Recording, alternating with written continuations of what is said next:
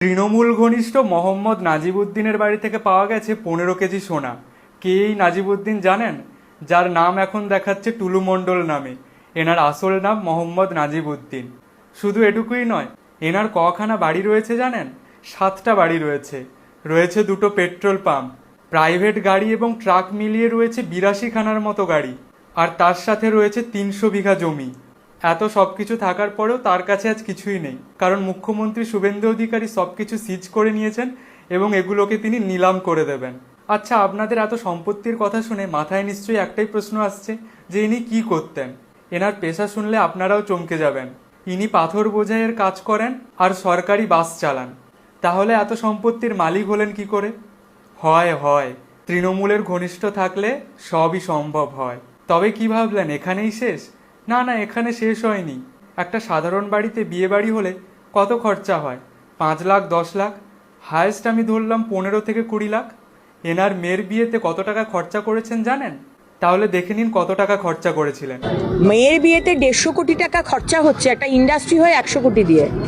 একটা এমএসএমই মোটামুটি একটা ইন্ডাস্ট্রির জন্য 100 কোটি টাকা লাগে। ওর মেয়ের বিয়েতে 150 কোটি কোথা থেকে আসছে?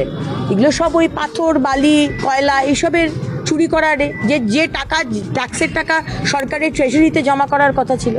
কিন্তু আজকে আগের সরকার, মমতা ব্যানার্জি টিএমসি সরকার, যারা এত বড় বড় ভাষণ দেয় দুর্নীতি নিয়ে, সৎ থাকা নিয়ে, সততার প্রতীক সাদা শাড়ি, আজকে তারা জবাব দেবে বাংলার মানুষকে এই টাকাগুলো কোথা থেকে এলো। মমতা ব্যানার্জি আপনি জানতেন না?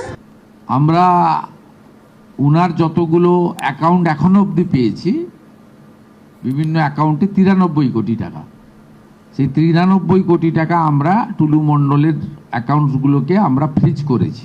বিজেপি সরকার 2 মাস ক্ষমতায় আসার মধ্যে সকলের জন্য এত ভালো ভালো কাজ করলেও কিছু মানুষ কেন তাদের অপছন্দ করে জানেন?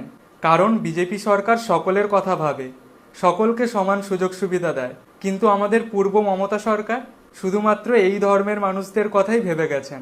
তাই তো তিনি এনাদের এত বেশি ফেভারিট। এখন তাহলে 2 2 4 হিসেবটা আরো পরিষ্কারভাবে মিলল তো।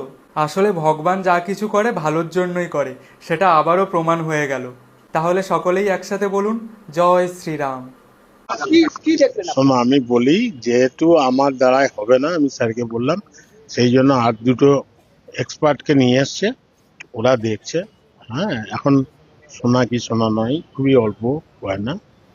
এবার সেইগুলো আমি যেহেতু বুঝতে পারছি না, স্যারকে বললাম আমি সব রকম বুঝতে পারছি না, সেই জন্য আরো 2জন এক্সপার্টকে নিয়ে এসছে, ওরা দেখুক, ওরা বলবে। আমাকে ওই জন্য ছুটি দিয়ে দিল। না, এবার ওরা করবে, করে দেখবে। আপনাকে কি পরীক্ষার জন্য ডাকা হলো যেটা আপনি পারলেন না? সোনার কোনটা সোনা, কোনটা প্লাটিনাম বা কোনটা ইমিটেশন, এটার জন্যই আমাকে ডেকেছিল। মোটামুটি সেগুলো কি জুয়েলারি ছিল নাকি? তো বিভিন্ন ধরনের আছে, ইমিটেশনেরও আছে। হ্যাঁ, পরিমাণে বলতে পারবো না, কিছুটা অল্প গয়না, খুব ঘরে পড়ার মতো অল্প গয়না বিভিন্ন ধরনের আছে। তাতে ইমিটেশনেরও আছে, রূপোরও আছে কিছু। হ্যাঁ, আর কোনো টাকা পয়সার উদ্ধার? টাকা পয়সার ব্যাপার তো আমি দেখিনি বাবু। আর কোনো সোনা উদ্ধার বা সোনার বার কিছু উদ্ধার দেখেছেন? কতটা পরিমাপ, কতটা হবে? পরিমাণে অল্প হবে, ওই 2 4 জোড়া হয়তো কানের দুল, 1 জোড়া বালা, একটা চেন, এইরকম। ও খুব অল্প। দাদা, আপনি যখন সামান্য। বাড়িতে গেলেন ভিতরে কাদের কাদের দেখলেন? বাড়ির সদস্য হিসেবে কারা কারা ছিল? বাড়ির সদস্য কেউ নেই, সব কাজের লোক। যতজনই আছে, 4 5 জন আছে কাজের লোক। বাড়ির কেউ কিন্তু কোনো কোনো সদস্য নেই। আপনার নামটা কি? আপনার নাম? আমার নাম রঞ্জিত মান্না, আমার সোনার দোকান।